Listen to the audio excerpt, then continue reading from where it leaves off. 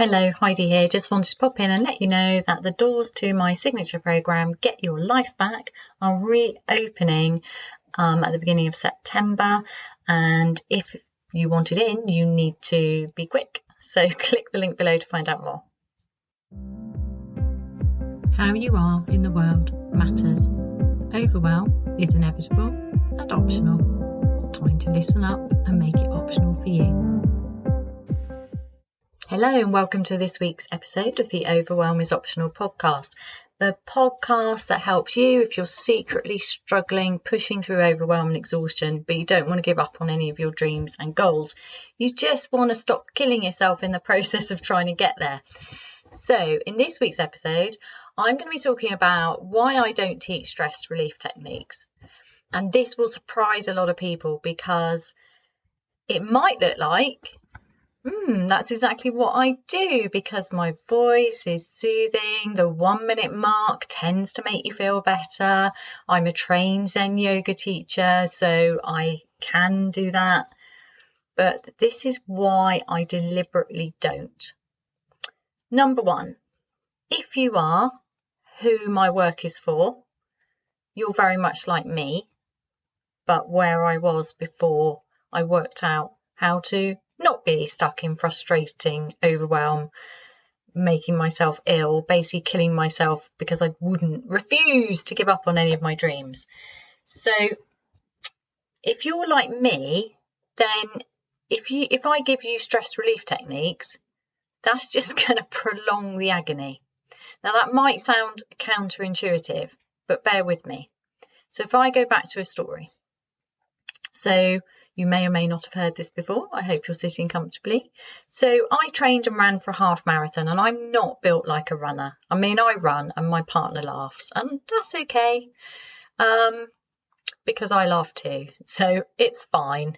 But yeah, he says I run in slow motion, which is kind of true because when I go to run, I mean, I can run and I'm fit, but it's like I don't have that elegant, bouncy deer he's a sprinter and I'm just a kind of, I don't know, it doesn't matter how good my running technique is, it doesn't matter what I do. He thinks I run like the bionic woman, like in this slow motion, which is really, really funny. And yesterday in the woods we were practicing trying to get me to run like a sprinter, and I wear wellies in the woods because I wear barefoot wellies where it's always, as a dog walker in England, you pretty much live in wellies, right? Because we get rain and mud. But anyway, so yeah, we're trying to get me to sprint and I'm in wellies. Well, you can imagine. It was funny. Anyway, back to the story. So as a person not really built for running, I had a glass of wine with a good friend, this is years and years ago, and signed up to a cross-country half marathon. At the time I was running 3k 5k quite happily, but an off-road half marathon is a big deal. So I had that joyous thing when you spend the next 6 months planning out this training, which was great because I got to spend more time with this friend. And it's really, I love having a goal and, going all in on it. And so basically I overtrained. That's what happened. I overtrained because there's a point where you kind of get a bit stuck in your training. I think it's about 8k or something. I can't remember what it is anyway. And I did a good training session running along a canal path, and then 2 days later, because I met my friend for a training session, I pushed it. And she said I was running funny, and it's because I was tired. My body needed it to rest, and I didn't have a big enough rest period, which is not, athletes know about resting. And I was like, no, I'm just going to run anyway. It was sunny and it was nice to see her. But the thing is, she's super fit. She is built for triathlons. I don't know if she's built for them. She just does them. I don't know. She's like superwoman for this kind of stuff. Whereas I'm just like, I don't know, more laid back or I just do things in a different way. But anyway, I ran with her. I overtrained. I damaged what did I damage? I don't know, some part of my legs. And the half marathon was in like 3 or 4 weeks' time. And well, I can't quit. I don't know about you, but if I've set my heart on something, I'm like, well, I'm going to do it anyway.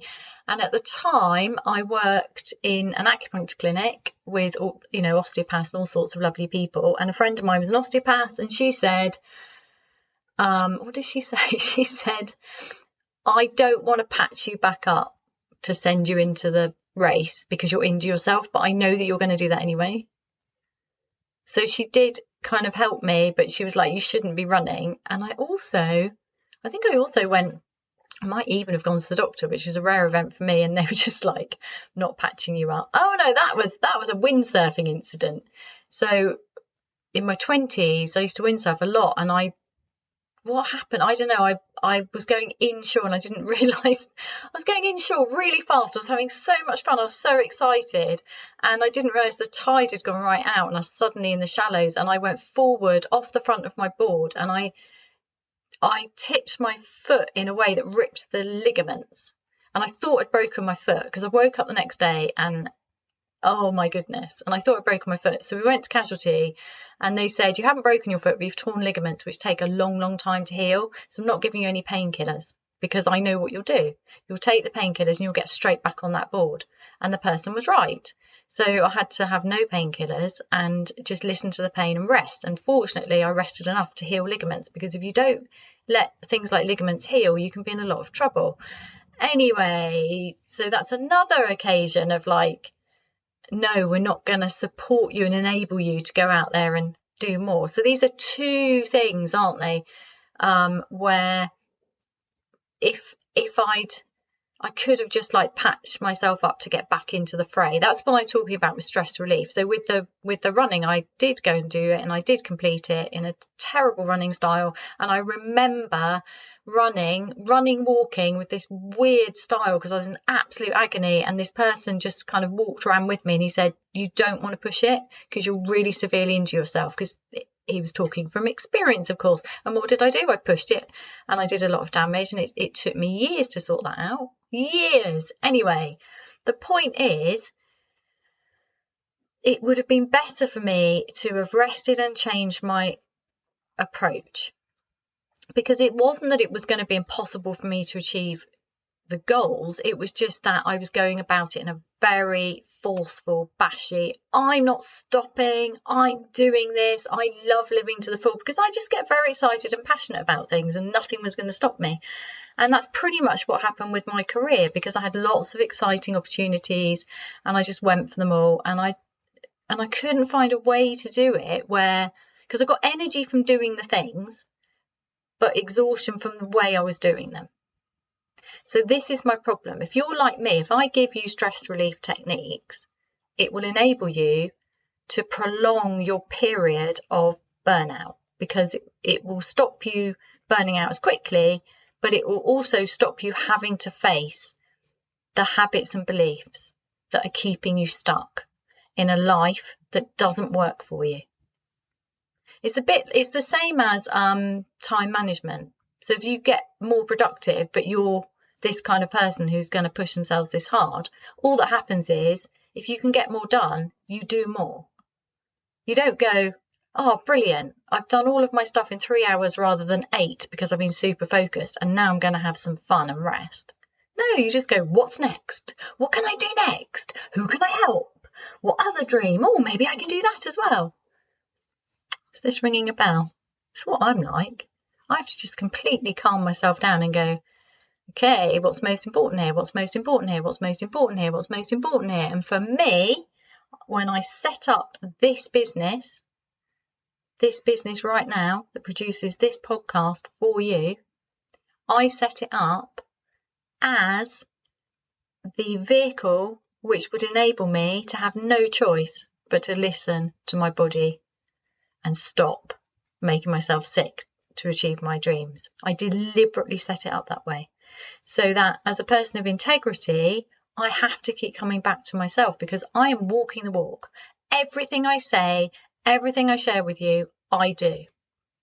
Everything. I test it out on myself first, then I test it out with clients, and then it evolves until it becomes something that's really, really like a sharp tool. So it actually goes to the heart of the problem. And that's when things become these tiny, huge, life-changing practices, because they're just very deep. They're very small, so they fit into your life, and you control the pace of the depth, because you don't want wild disruptions, because wild disruption is just going to cause you more stress. So it's like, let's go straight to the heart of the matter. It's worth investing this time in, because it will have a huge impact, but I can control the pace of change. And that for me is the only way I can do things. And that's how I work. So I do not teach stress relief techniques. And if you're here listening to this podcast because it makes you feel better, that's okay. But I just want you to be aware that the purpose of it is not to make you feel better so that you feel a bit more relaxed, and then you can go out and kill yourself for your dreams. Because it doesn't work. You can't kill yourself for your dreams. By definition, that is an oxymoron. You cannot do it. You can't, because if you've injured yourself or harmed yourself on the way to your dreams, you didn't get your dream. What you got was a goal, an external goal, but you're missing out in it. You're not in the goal because you've put yourself to one side in order to achieve that. So I don't teach stress relief techniques. This is why I don't teach yoga anymore. Well, there's lots of reasons why I don't teach yoga anymore, even more than why, because I can teach. I don't teach yoga because it's not a one-to-many, and I'm passionate about getting my message out and helping as many people as I can. And some people teach online yoga, but yeah, that's not for me either. You can see the previous episode about that. But yeah, stress relief, just feel better, patch yourself up and go back into the frame. Fray? No, I'm not giving you that. You're not having that. You need to examine your beliefs. You need to examine and listen to the thoughts that you're telling yourself, that you have to do it in this forceful way that's breaking you. Stop breaking yourself. It's not necessary. And all of the symptoms of stress are there to help you and guide you back to yourself and your own way of doing things. That's it.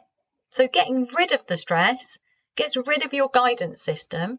And that, for some people, I don't know these people because I don't work with these people. I'm assuming that somewhere there are people who aren't so hell-bent on their dreams that they'll destroy themselves in the process, and therefore stress relief for them is like, makes sense, I don't know, because I don't work with those people, but I'm assuming that, because I wouldn't assume that my work is for everyone, because it's not. It's for a very, very particular group of people. So for you, if this sounds like you cannot have the 1 minute mark in order to reduce your stress. The 1 minute mark might make you feel better, and sometimes it won't make you feel better, because it's not designed to make you feel better. It is my primary go-to do this first technique for getting you out of your head into your body and listening to your body completely neutrally. So you drop the judgment, because when you drop the judgment and you get curious, there's your ease. So the ease isn't coming just from the fact that the 1 minute mark can, but doesn't always, activate your parasympathetic nervous system. It might do, it might not, but it's not designed to do anything, because it's not goal orientated, because you spend all day achieving. So the 1 minute mark is you're practicing not achieving and noticing how that feels just for a minute, just for 1 minute. And if you haven't got 1 minute, I can't help you. Literally, I can't help you if you're not prepared to invest 1 minute in yourself. Wow. I've been there, done that, got the t-shirt. So get hold of the 1 minute mark. It's just below here. And yeah, it's not a stress relief technique. Let me know what it does for you. Get curious. To find out more about my tiny, huge, life-changing practices, please visit www.heidimark.co.uk.